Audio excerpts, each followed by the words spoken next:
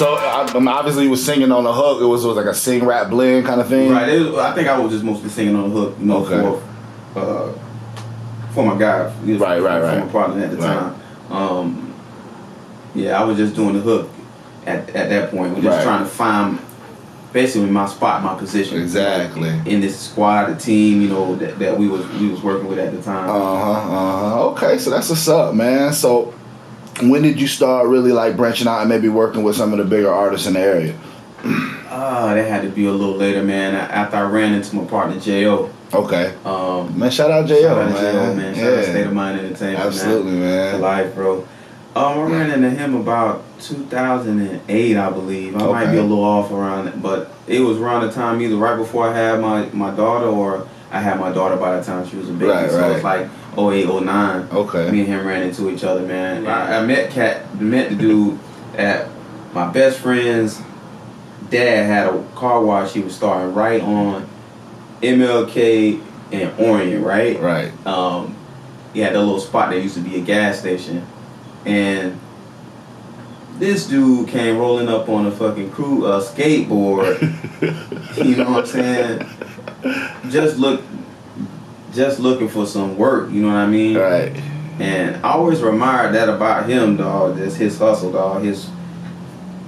That dude is such a free spirit, dog. He's just a wanderer, you know what I mean? But at the same time, he'll find his way in any environment, any situation. So, you know, he was up there. He ended up helping, you know, my best friend dad, more like an uncle. That's really like my cousin, man. I've been knowing him since I was like 8 years old. So we working together, you know, we doing at the car wash, and they up there playing some music. He started freestyling, man. And I just chimed in, and he like, hold up, what's going on? So me and him clicked, and through him, man, I got connected through a lot of people in the city. Besides the kind of the people I already knew before then, but you know, he knew Rated R. That's who introduced me to Rated R, man. And Rated R such a down to earth person. Absolutely, man. Really down to earth cat, man. Yeah, man.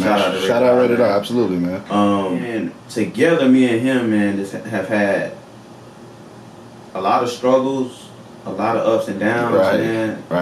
Ran into a lot of good ventures, bro, and that's gonna be my brother for life. Absolutely, man. And JL gonna be on, you know, he on my list for interviews, man. So he'll be on here, man. I'm sure he's gonna be saying the same sentiment, man. Yeah, yes, sir. You guys are really close, man. So so you and JL started doing music together at this point, right? At this point, right. Okay. So, and I've heard some of y'all music. Yeah. Some really dope stuff.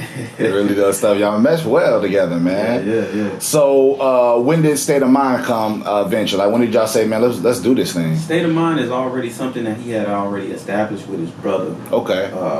Him and Bruss basically established State of Mind at an earlier time. You know what I mean? That was that thing. But, you know, bro had kind of ventured off a little bit, you know, just trying to find himself in life. So, you know, but, you know, JL just wanted to, he carried the torch on with State of Mind. So when I ran into him, it just kind of,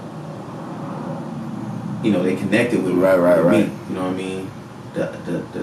This state of mind, you know what I mean? That's just something that, it just kind of resonated with me real well. So I'm like, damn, I can vibe with this. I can rock with it. You know what I mean? You know, our first track that me and him recorded together, I believe, it's out of a few, but the one that really stands out to me is On.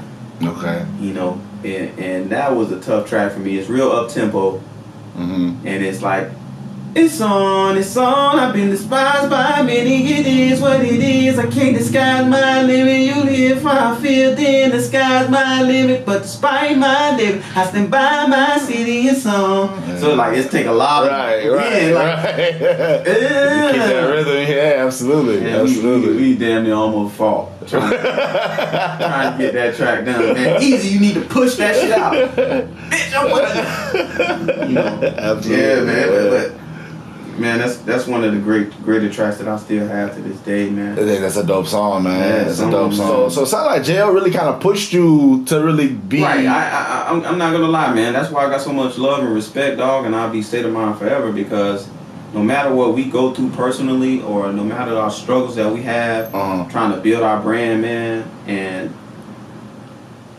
he really pushed me to a limit to help me find my talent as an individual. Absolutely. You know, the stuff that we did together, you know, even though it was projects, you know, working on stuff together, and it wasn't my solo individual stuff, but the type of writer he is and the type of stuff that, you know, we did together helped me find myself more as an artist. Absolutely. You know what I mean? And my ranges and how far I can go and what I can do, and you know, because I always felt like I was a good writer. Because you know, started out writing poems and stuff. You know, I always felt like I was a good writer, but just being able to transition that into, you know, creating music, man. Creating music. Because writing and creating music, it really is. I mean, even if somebody say, "Oh, you can write poetry," writing poetry is poetry, but music is different, man. Because now you're taking poetry and you're trying to make it gain energy, and that's what's different between like good music and okay music. Because I feel like the energy that's put into it, you know what I mean? Because when you put a lot of energy in music, that shit energy resonates with people. You see what I'm saying? So I think club music does really well because that's a lot of energy in that music. You see what I'm saying? And that's what I was talking to my man Joe about the other day is club music seems to take guys to that next level in their career, because if you popping in the club, now you getting, you know, 100, 200 people a night jamming to your music. That's how you're going to create fans and buzz and stuff like that. You know what I mean? And then to counter off of that, he was saying, you know, well, nowadays with social media, you know, you really have to do that so much. You know what I mean? You really can find another avenue to kind of take your career to the next level. You know what I mean? But coming up in our time, it was all about that club. Right. And I think that always will be, because, you know, poetry is an intellectual stimulant. You know what I mean? Right.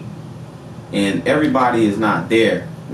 So, but music is a vibration. Right. So it's an energy, like you said, it's an energy, it's a vibration. So those patterns of vibration, the way they hit you, they make you feel a certain way. Absolutely, man. That's just part of our sense. The power of it. Absolutely, that's part of our senses, how we perceive energy. You know what I mean? Absolutely. So that's always going to be that way. You know, the sound of the drums, the sound. You know, you just look back through history, man. That's something that is, you know, worldwide. The power of the drums, different type of drums. That's different cultures have. You know, that's always a powerful feeling. So I think hitting people in that way, they have to feel it. You know, and it's easier to feel it through the beat and through a certain wavelength when you put that club track out. You know what I'm saying? 'Cause they ain't gonna hear what you're saying. They're not gonna be up here when they first hear your track. You know what I mean? It hits them in the body. They gotta hit them in the body.